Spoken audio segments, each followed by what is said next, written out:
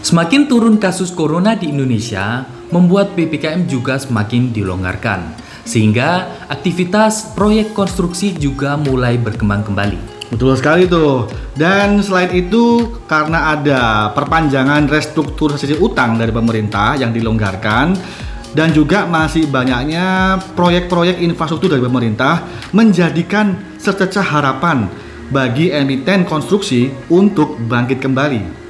Kali ini kami akan bahas 4 saham konstruksi yang mempunyai potensi sangat bagus. Pengen tahu pembahasannya? Ikutin terus ya.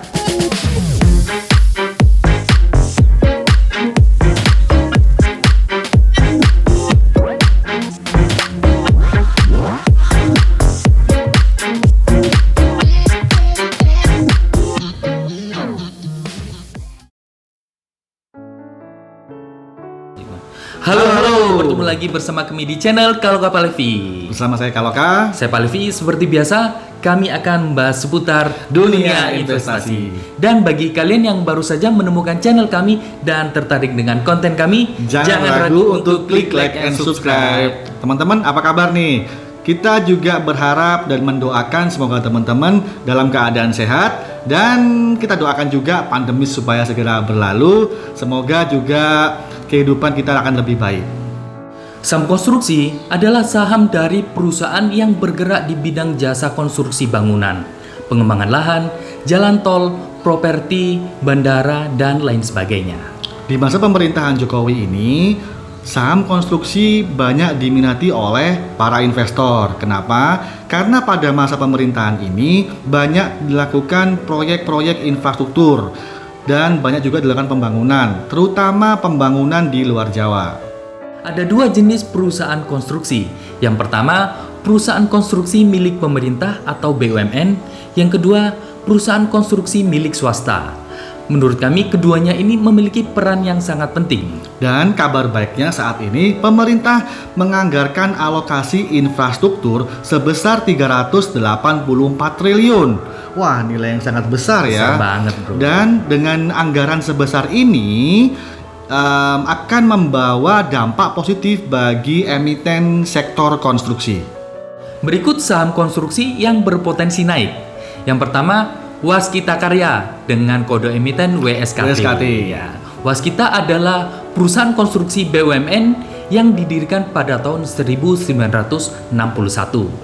Waskita adalah perusahaan nasionalisasi yang sebelumnya dijalankan oleh Belanda. Salah satu karyanya adalah Gedung Bank BNI 46, Gedung Bank Indonesia, Hotel Shangri-La, dan Menara Mandiri Plaza. Ya. Betul sekali tuh bro. Dan sebagai informasi bahwa Waskita pertama kali IPO di Bursa Efek Indonesia pada tahun 2012 dengan porsi kepemilikan saham mayoritas milik pemerintah Republik Indonesia sebesar 66% dan sisanya dimiliki oleh masyarakat sebesar 34%. Dan kita bisa lihat dari laporan income statement secara quarterly mulai dari Maret sampai Juni 2021 sudah mulai ada pertumbuhan revenue dan net profit margin.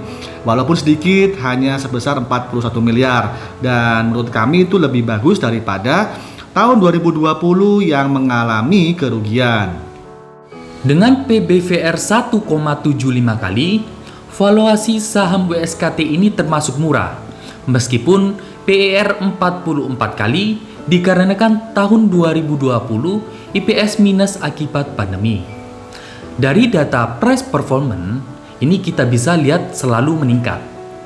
Kita bisa lihat dari pergerakan 1 minggu kenaikan hingga 21,8%. Dan kita bisa lihat dari pergerakan 1 bulan kenaikan hingga 13,5%.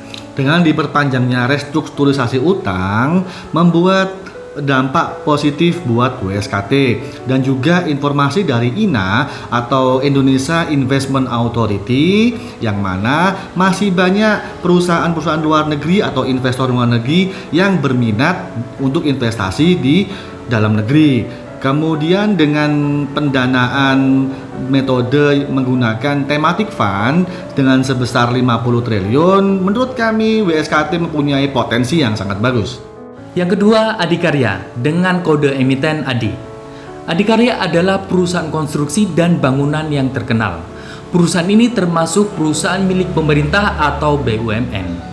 Bisnis yang dijalankannya adalah EPC, Engineering, Procurement, and Construction.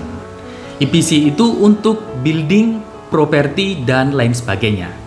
Performa keuangan Adikarya tahun 2020 ini sudah menunjukkan adanya pemulihan walaupun belum maksimal akibat dampak pandemi tahun 2020. Kita bisa lihat dari shareholder composition, kepemilikan pemerintah Indonesia pada saham Adikarya sebesar 51%, sedangkan masyarakat kepemilikannya sekitar 49%. Kemudian kita bisa lihat dari laporan income statement quarterly yang mana pada Juni 2021 Adikarya sempat membukukan revenue sebesar 4,4 triliun. Tapi hal ini turun 20% dibandingkan dengan periode yang sama pada tahun sebelumnya. Tapi Adikarya mencetak laba bersih sebanyak 8 miliar, naik 20% daripada tahun sebelumnya. Dari price performance kita bisa lihat ini mengalami kenaikan. Kita bisa lihat dari pergerakan mingguan mengalami kenaikan sebesar 17%. Dan kita bisa lihat dari pergerakan 1 bulan kenaikan sebesar 33%. Dan kita juga bisa lihat pergerakan secara 3 bulan naik mencapai 42%. Saat ini Adikarya menargetkan kontrak baru senilai 25 triliun untuk pembangunan proyek jalan tol, dermaga, dan pelabuhan. Yang ketiga ada PT Waskita Beton Precast dengan kode emiten WSBP. Perusahaan ini bergerak di bidang manufacturing beton precast dengan ready mix. Perusahaan ini sudah berhasil IPO pada tahun 2016. Kita bisa lihat dari laporan shareholder composition, saham mayoritas terbesar itu dimiliki oleh PT Waskita Karya sebanyak 60% dan sisanya dimiliki oleh masyarakat umum. Kemudian WSBP ini dulunya merupakan salah satu bisnis unit yang dimiliki oleh Waskita Karya yang bernama divisi beton precast. Waskita Beton Precast ini sudah mengerjakan beberapa proyek besar antara lain bandara, jalan tol, sampai ke revitalisasi sungai.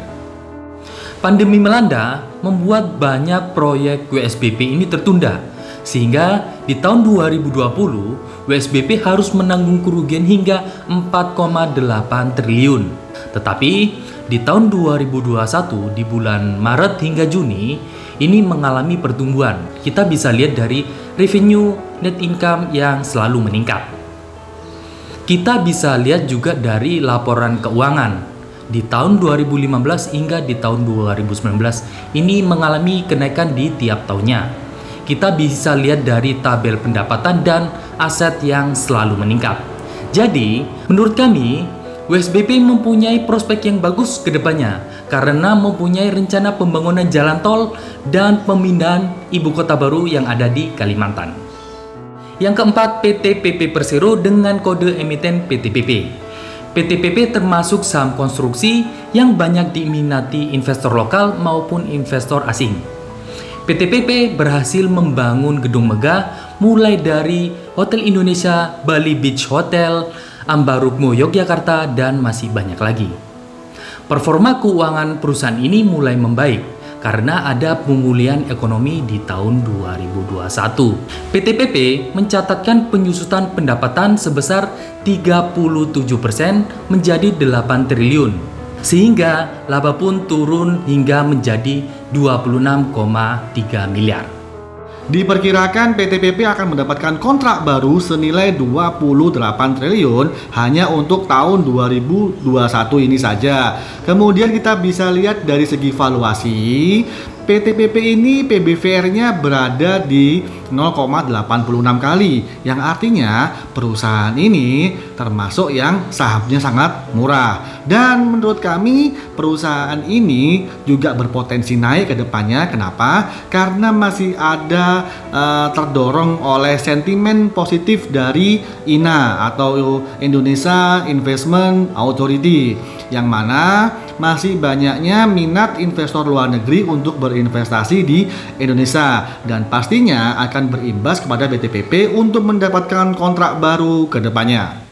Demikian video kita kali ini. Jika dirasa video ini bermanfaat buat kalian dan perlu kami ingatkan lagi, jangan ragu untuk klik like and subscribe. Dan buat teman-teman, jika ada kritik, saran, komentar yang bisa membangun channel ini, silakan chat your comment di kolom komentar supaya kita bisa memberikan video yang menarik berikutnya. So, thanks for watching and see ya.